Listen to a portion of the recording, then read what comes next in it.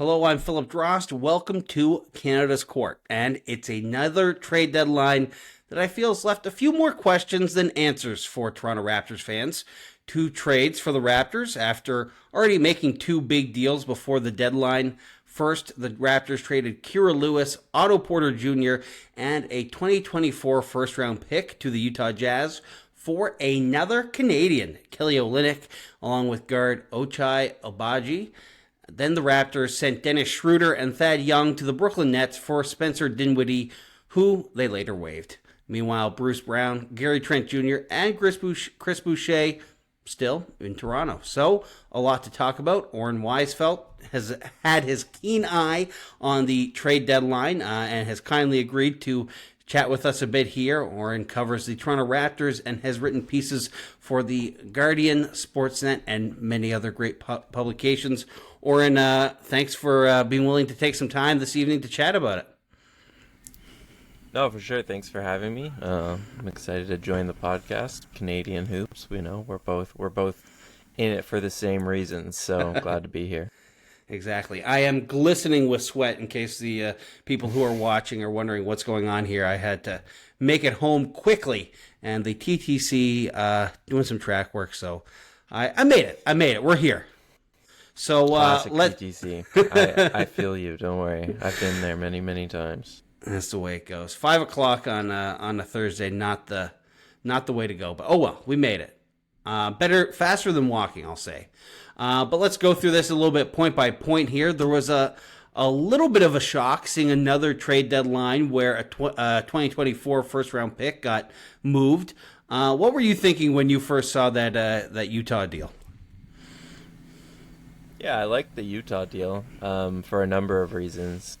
Honestly, it was my favorite deal that the Raptors made this deadline by far. It kind of got worse after there for me, but Utah deal made a lot of sense. One, I was trying to explain this to some people on Twitter, but I think this is a better platform to actually explain my thoughts on it. Like, you just can't draft 4 kids in the same draft and expect to have a competent organization. Bobby Webster talked about it in the press conference today.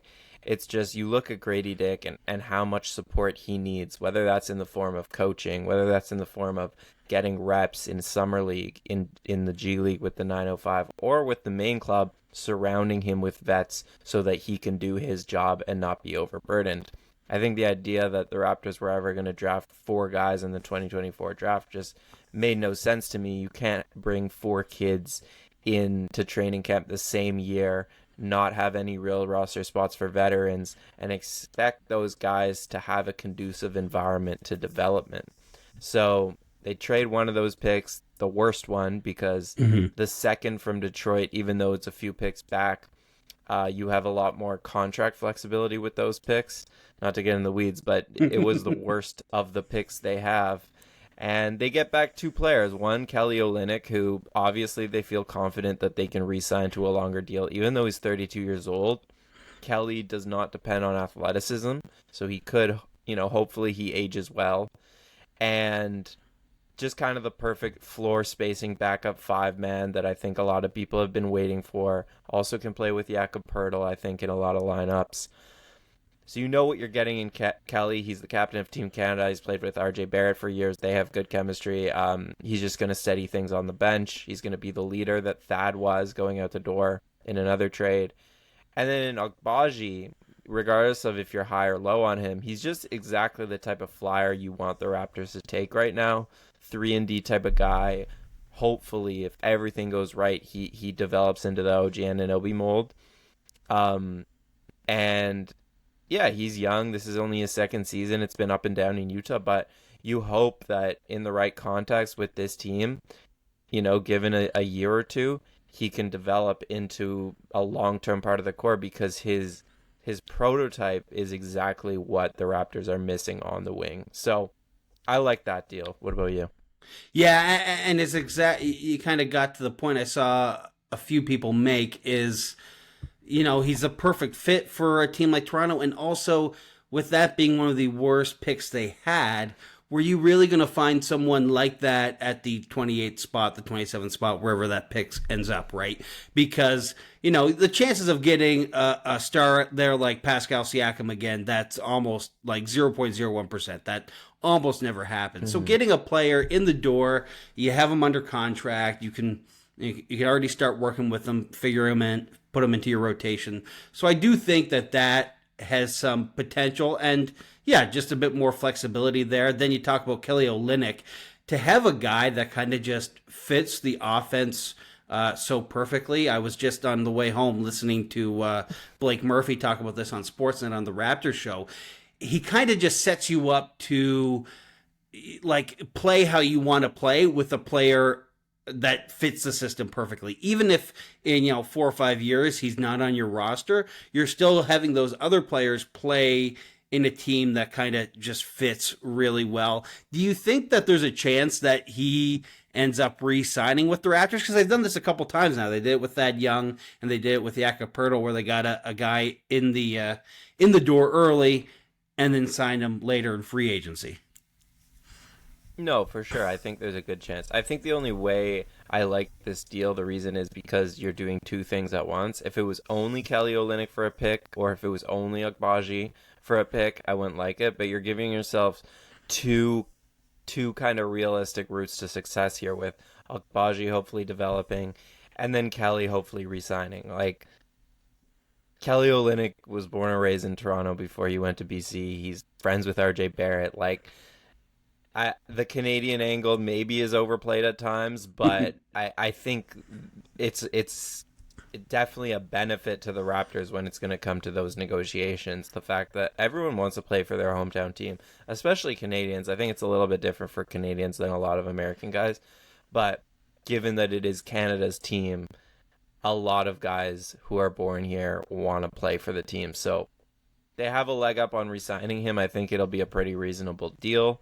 And yeah, I definitely, I think that's a long-term fit, and Thad's contract was expiring. Like, Thad is a great vet, but as we saw this past couple weeks, if you're playing him at the backup five, you're leaking a lot of oil on the defensive end and on the offensive end, honestly. So I think Kelly Olynyk will shore that up, and those bench units will be better overall because of it. Yeah, it'll make the basketball a little bit more watchable than it's been as of late at times. The only challenge is they also sent out Dennis Schroder to the Brooklyn Nets for Spencer Dinwiddie, who they ended up just waiving for some financial reasons, for financial flexibility. That's gonna factor in, because they did trade away 2 rotation players. Now you've got 2 more rotation players coming in. What did you make of that deal when you saw it? Just kind of making a financial move. Yeah, that deal continues to confuse me. First of all, just as a value play, I thought you'd be able to get back at least a couple of seconds if you're going to trade Schroeder and get an expiring deal. I thought Schroeder played pretty well this year, and a lot of championship contenders could use him. So I'm surprised they couldn't get back any draft capital for him. It seems like the deal was purely financial. They want as much cap space as possible going into this summer, and this deal allows them to do that. So it is obviously, in that sense, one of the deals that you have to wait and see before you can judge, because, hey, if they do become a cap space team and use that cap space to go after a restricted free agent or an unrestricted free agent and land someone like Nick Claxton or Malik Monk, who people like, then, hey, that's a great deal. More likely, they're not going to become a cap space team. They're not going to get a great free agent, and I don't really love it, because I thought Dennis, for all his warts, really helped this team play hard. Like, he was just a guy who you knew he was going to play hard every night, and that stuff rubs off on other people when he's picking up full court and diving for loose balls. I think it rubs off. B, he organized the offense at times when they really needed it, and Darko maybe overplayed him at times, but Darko trusted him, and there was a reason for that. So now the team just doesn't have a backup point guard. You're probably going to play Bruce Brown in that spot. Scotty Barnes is going to handle the ball a lot more, but they're going to be worse because of it. Like, the first trade made them better, obviously, but the second trade made them worse. And I don't know if that had to do with wanting to keep their pick this year, be a bottom 6 team. That's the best explanation I can come up with, because, or unless it was a locker room thing and they didn't want Dennis in the locker room for their other reasons that we don't know about. But I just don't understand it as purely a financial play, because Dennis was good for them. Raptors fans are going to see these next few games. Not having him as a backup point guard is going to hurt this team on both ends. Yeah, because, I mean, we saw it when Dennis Schroder was the starting point guard, and then Scotty, like you said, was kind of the backup point guard. It didn't really work. And then when you brought it out quickly, then you're like, okay, now we've got a backup point guard. It's okay again. But yeah, there's definitely some missing depth at that point guard spot. And then the other interesting thing that happened at the deadline is a lot of guys stayed. People thought maybe Gary Trent would get moved. People thought maybe Bruce Brown would get moved. People thought maybe Chris Boucher would get moved. All those guys still wearing Raptors uniforms. Which one were you most surprised wasn't traded? Most surprised, definitely Bruce Brown. Shout out to Chris Boucher, who just continues surviving these trade deadlines. It's amazing, honestly, at this point. Gary also, I think he's taken a mini leap these last few weeks. I think he's played really good, bought into a role. And if you're the Raptors and you see that, it's probably not the best time to get off of him. So Bruce Brown surprised me, because on one hand, it does make more sense to keep him after you trade Schroder. You know, you want a backup ball handler. He's not a shooter, but with Schroder out of the rotation, that's okay. You can probably play him in more lineups. On the other hand, he's 25. His contract is only one more year, and he's not going to re-sign with the Raptors almost for sure. You just can't have faith that he's going to sign another deal with you. So I thought now would be the time they could get the most value for him. Seems like they'll explore those options in the summer when teams have a little bit more money, maybe to match the salary, and maybe there's more teams who can get on the bidding. So maybe the same deals are better, even better deals are there in the summer. But it did surprise me that they're hanging on to Bruce Brown, just because, like, he's a good player, he's a good vet. I think he fits Darko's system, and I think he's going to get better the longer he stays here. But just because of his contract situation, and there isn't a lot of long-term security on it, and he's not like Olynyk where you feel confident you could re-sign him, because of those reasons, I thought he was going to be traded today.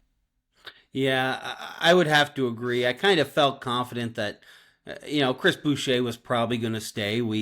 There wasn't really too much out there of teams wanting Chris Boucher and feeling the need to give up a lot to get him. And like you said, Gary Trent, he's played a lot better recently, which is nice to see. And it'll be interesting to see what happens with him during the summer. It's a very different looking team than we started the year with obviously, Pascal Siakam and OG Anunoby also out the door. How are you feeling about, everyone for the past year since last trade deadline has been saying, okay, pick a direction. Now they've done that. It's clear what they're building towards, what they're building around. How do you feel about the past 12 months of management from the front office side? I mean, not great, to be honest. Not great. I think Quickly has been a bit of a disappointment as the centerpiece of the OG Anunoby trade, and I know that he's getting adjusted to a brand new role, and there's still a lot of upside there. And even if he never puts it together as a pure point guard, he's still going to be a great shooter. And I also know RJ has really impressed as a result of that trade. But, the Quickly being disappointing, along with the Pascal Siakam trade just getting you really underwhelming package. You look at this team, and it's fun, it's exciting to cheer for new guys who you're getting to learn and all that. But it's also not like there's a ton of blue chippers here who you are very confident for going forward. Now, if you still have optimism in the front office and you think a couple of these guys are bound to pop off, and then you're pretty excited. But it's just it's a lot of question marks right now in the rotation. And to be fair, like that's kind of what you want as a rebuilding team. You want to take swings on guys. But yeah, like you look at the rotation and it's full of swings. It's not a lot of vets. It's not a lot of for sure blue chippers. So since we're so early in the process of taking these swings, it's hard to feel like a lot of confidence going forward. And I think in 6 months from now, either a couple of these guys pop off and we feel a lot better, or no one jumps out and you feel even worse.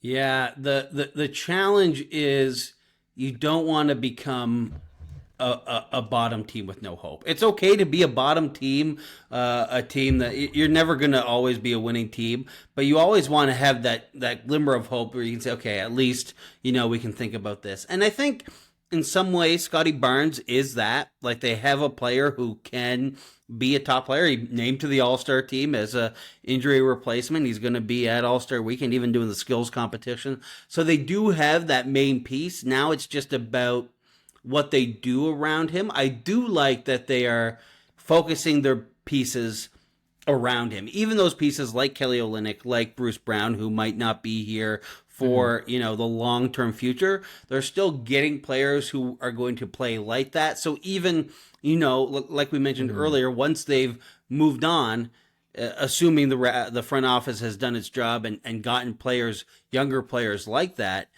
at least those players are now ready to play in that system and they're ready to play like that. So I do think I will be the optimist here. I think there's some hope. Obviously, it's kind of disappointing to see Pascal Siakam, an All-NBA player, gone, and OG Anunoby gone, and it's just a very different team than we saw a couple years ago. But I'm gonna hold out some hope as we get ready for the rest of the season, which probably not going to be the greatest Toronto Raptors basketball of all time. Is there anything you're at least looking forward to watching or hoping to see in the next couple months? Yeah, no, like even though I don't feel great, like I said, from where we were at the beginning of the season to now, just because you lose two All NBA caliber players and you don't get a lot of blue chippers back, I still am excited to watch this team because there's a lot of guys who I think have the potential to really take the next step, whether it's Quickly, whether it's Grady, whether it's Jordan Nwora, Agbaji. There are a lot of there's a lot of potential, and it's going to be fun to just kind of watch this young team grow for a couple seasons. I'm excited. I think something we underrate a lot is just the human aspect of this. Guys on this team have been in trade rumors for dating back to 2020, the bubble now.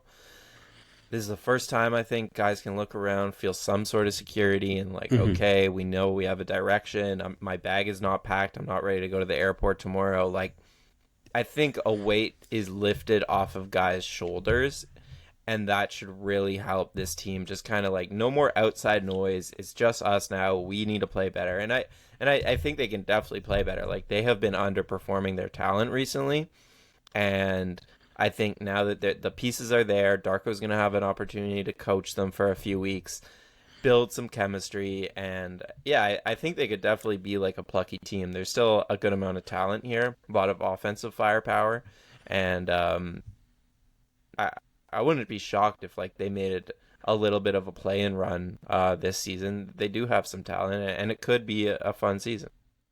And I did see a bit of a clip from Bobby Webster when he was asked about, okay, so are you guys just going to try and get that top 6 pick? And he said, we're just going to play basketball, and there's no point worrying too much about that with the way the lottery odds are. You can't count on that, so we're just going to play basketball. So there's no real major incentive for them to just bottom out. I think what the front office has shown and the team has shown is they're still going to try and be competitive, even if they don't have the players to make that happen. They're not going to be, resting all their players and just trying to get to the bottom. So that'll be at least, you can still go to a game or turn on the TV and be like, they're going to try and win. It might be some rough ones here and there, but they're going to try to win. One of the things I think has been nice to see lately as they've just kind of embraced what they are, as well as, Grady Dick getting a bit more, and is getting to see someone like Grady Dick play a few more minutes. He's had some good games as of late. Do you think we're going to see a lot more of that, a lot more of these younger guys getting to play 20 minutes or things like that? Yeah, I mean, partly as a result of just the trades they made, and now kind of the roster is what it is. Like the only vets on the roster at this point are like Kelly Olynyk, Bruce Brown, Pirtle, and Chris Boucher, but he hasn't really been in the rotation anyway. So other than those three or four, everyone who's playing is a young guy. So I definitely expect them to just kind of rotate through some of these young guys and give a bunch of guys a shot. And that'll probably just kind of be what the rest of the season is, seeing what they have, seeing which young guys can really succeed in Darko's system, seeing what the best lineup combinations are, who plays the best with Scotty, who plays the best off each other. That's probably what the rest of the season is going to be about. But like you said, they're not trying to lose games actively. They're going to try to be competitive, but with a longer term outlook at the same time. Totally. Just lastly, before I let you go, obviously today, as we're recording this, it's Thursday, February 8th. The women's national team played their very first game of the Olympic qualifiers. We won't go too deep into it. I was watching it on the side of my desk at work today. How do you feel about the first win? How do you feel about the first game? Yeah, I mean, happy they got a win over Hungary. That was kind of a big game because they're going into Hungary, host, big crowd, and you never kind of want to play that game first. You always kind of want like that must-win game to be after you've already had a little bit of run. So I was a little bit nervous going into it because that was a must-win game, but Canada took care of their business. Kayla Alexander, Bridget Carlton, both really big, and now the route to the Olympics is pretty secure as long as either Hungary loses out, which everyone expects them to do, or Canada gets one more win. Canada should be in the Olympics. So yeah, it was a good game. Definitely happy that they took care of business, didn't make it too nerve-wracking. That's good. You don't need the extra stress on trade deadline day. That's not very kind. No, so it's nice that they did that. There was a lot going on today. I feel that. I feel that very deeply. Yeah. Well, Oren, I really about the women's team go ahead. Is consistency. That's the one thing you can rely on them, which is something you can't say about a lot of Canadian teams. But this will be their fourth straight Olympics, so pretty reliable team. Yeah, and now they're fun to watch. I got to watch a little bit of it. They were working hard. It was good to watch. I'm looking forward to all. As soon as we're done here, I'm going to go turn on the TV and watch the recording. So looking forward to it. But Oren, you got to get going. I really appreciate you taking the time to chat with me on short notice. Much appreciated. Yeah, no problem. Thanks for having me. This was fun.